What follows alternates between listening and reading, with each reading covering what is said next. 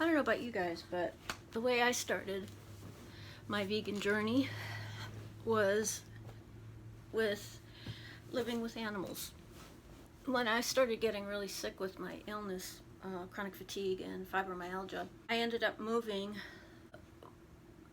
in with this wonderful dear friend of mine who had literally like a farm.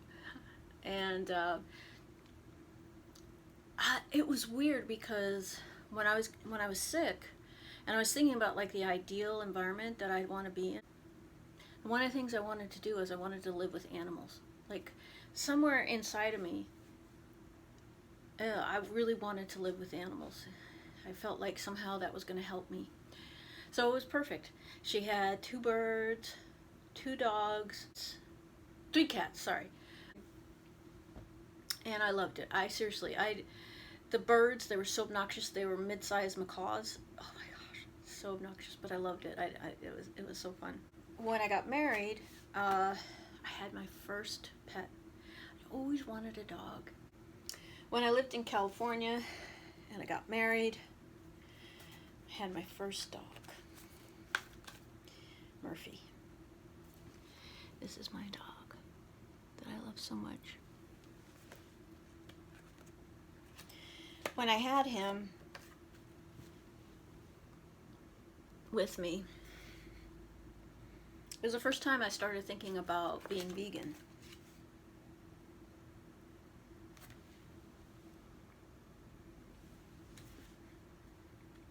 I loved him so much. So much. So that was the beginning of my vegan journey. It began with animals. I know some people don't believe in pet ownership. It was the thing that got me wanting to be vegan, so I don't look at it that way. And I know they talk about, when I hate saying pet ownership, because for me, I don't like that. Like buying a pet or whatever, you're really paying for the fees, you're not paying for the pet. And Maggie, the dog I have now, that you've probably seen a bunch of videos of, she's my friend, she's not just even a friend, she's like a relative. So over the years I was going back and forth, and plus dealing with my illness and everything, I think there was a good amount of time, like I've been sick for about 20 years, and probably the first 15 years was just survival mode. I just couldn't even think. Of course, when I first got sick, I tried all kinds of diets and this kind of thing to hoping it would help my health, and it just, and also I was just miserable. Like depriving myself of things when I've already felt so deprived, it just wasn't feasible. So I'd say in the past 5 years, and interestingly enough, in the past 2, 3, 4 years, maybe it might have been even a bit longer. I think I came on to YouTube 2011, 2010, 2010. And that was the first time I started seeing vegan content, and kind of got me thinking, And as I said, having pets, I shouldn't say pets, I don't know how else to say it, but anyway, having family members who have fur, I guess, 4 legs, whatever. I just, again, that was something else that was kind of like the impetus. And so then when I was on YouTube and I was seeing different people trying veganism, and it started to resonate with me. It was very interesting to me, because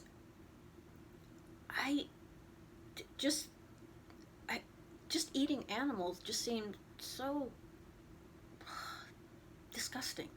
You know what I mean? And I don't want to pick on the people who are on the keto diet, but it's just like, why would I want to eat something that's like, that has feelings? Like, I just, so over time I started, thinking about that, and I had not made any radical changes at that time, but it started resonating.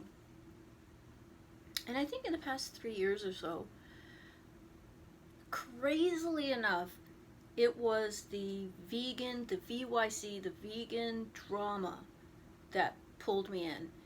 And I think there's a part of me that should also be forever grateful to Joe Best, because when I saw what was going on in the vegan community and seeing young women um, being put in very dangerous situations and having crimes basically committed against them,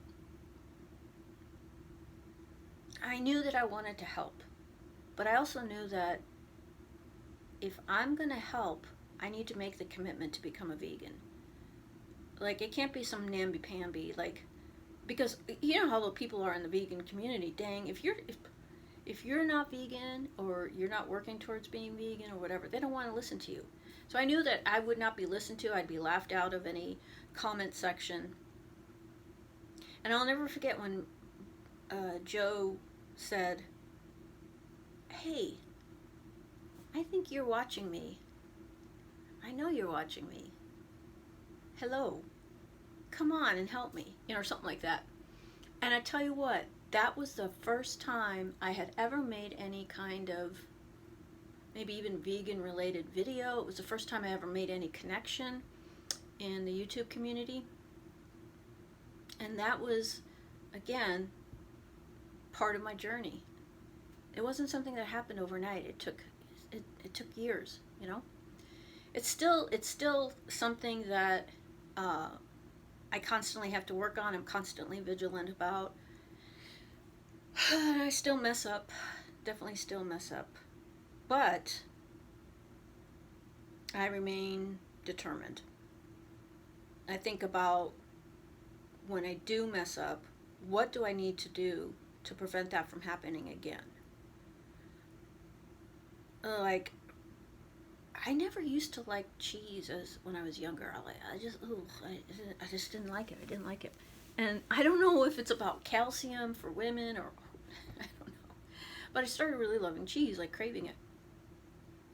And so now, like, it's something that I really like, but of course that's not something that I want to be eating. So my next goal is to go to, like, say, Whole Foods or wherever, and get all dairy-free cheese. My mozzarella and Parmesan, all the different things. Because nowadays, it's so much. Listen, nowadays it's so much easier to be vegan. There's so many, so many options. So, yeah, it's a daily thing, and I think a lot of times, when I see young people who were vegan for a certain number of years and they give up, I think part of the reason why is because they were looking at it more as a sprint than a marathon. That it's I remember I was some self-help guru, I can't remember who it was, Stephen Dyer, somebody, I can't remember. Seven Habits of Highly Successful People, or something like that. And he said something. He said, it takes 6 weeks to develop a habit. I was like, okay. And I used to, when I was younger, I had really the worst issues with sleep. Of course, I didn't know later on down the road that it was because I had issues with my health. So I was like, okay, for 6 weeks, I'm going to get up at this time, and it's going to be a habit. And of course, it didn't work out. Of course not. For me, making it a habit, making part of my daily discipline, it takes years. Really, it takes years. And especially with me being sick, maybe someone can do something within a month or within a week. Sometimes it takes me a year to realistically do it. Because I think if you're being so hard on yourself, it's easier to give up. But if you look at it as a journey and you see yourself messing up, you just pick yourself back up, like I do, and you remember that it's almost like an addiction, and it is to a certain extent. Next time what to do to prevent that kind of thing from happening again. And that takes a lot of time, a lot of trial and error, So it's really sad for me to see a lot of these young people who give up veganism.